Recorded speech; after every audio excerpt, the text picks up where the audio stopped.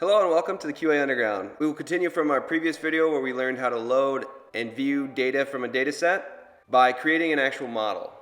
If you're new to the channel, I encourage you to hit the subscribe button below, as we will be uploading machine learning for beginner videos throughout the month. So with that, let's get started. First thing we need to do is modify our image values so that they are within the range of 0 to 1.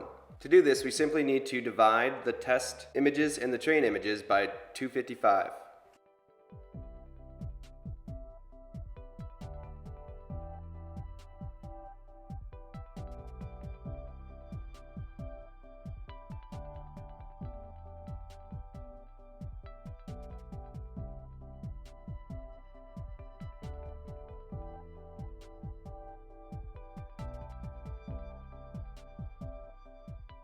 Now we need to define the layers of the model.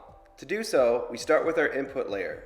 The input layer will be flattened and we will pass it an input shape. We need to flatten the information so that it can be passed to an individual neuron. The next layer we'll be adding is a dense layer, or the fully connected layer. This is called a fully connected layer as each neuron is connected to every other neuron in the network. We will pass 128 neurons to it and use a rectified linear unit as our activation. The ReLU is a very fast activation unit and works well for a variety of different applications. The third and final dense layer we will be adding is our output layer.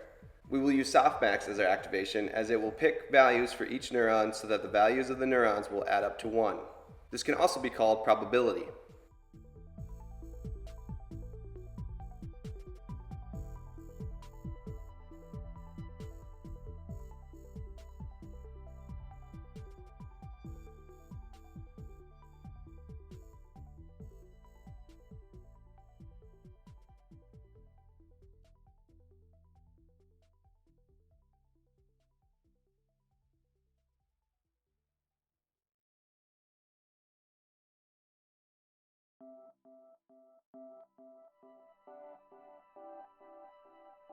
With the layers of the model defined, we can now compile our model. We will be using the optimizer of atom, the loss function of sparse categorical cross-entropy, and our metric set to accuracy. As for this example, that is what we are interested in.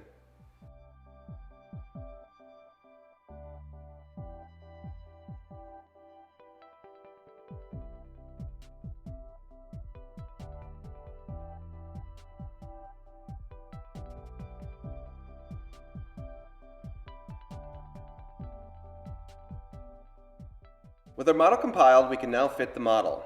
To fit the model, we will pass our train images and our train labels into the model.fit. We will then set the number of epochs that we desire. If you're not familiar with what epochs are, they are the number of times the network will see the images. This number may vary during the tweaking process.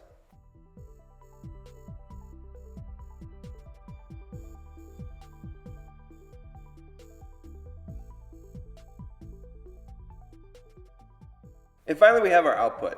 This is where we will test against the test images and test labels. To do so, we will run our evaluation and then print the accuracy.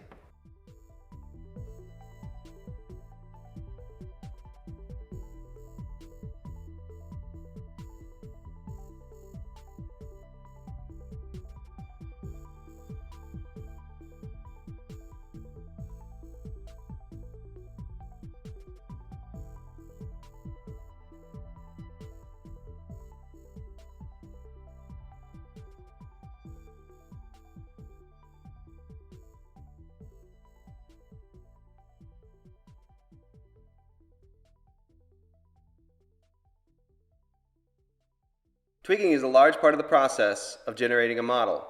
So for this example, we will change our epochs from 5 to 10 and see if that changes our accuracy.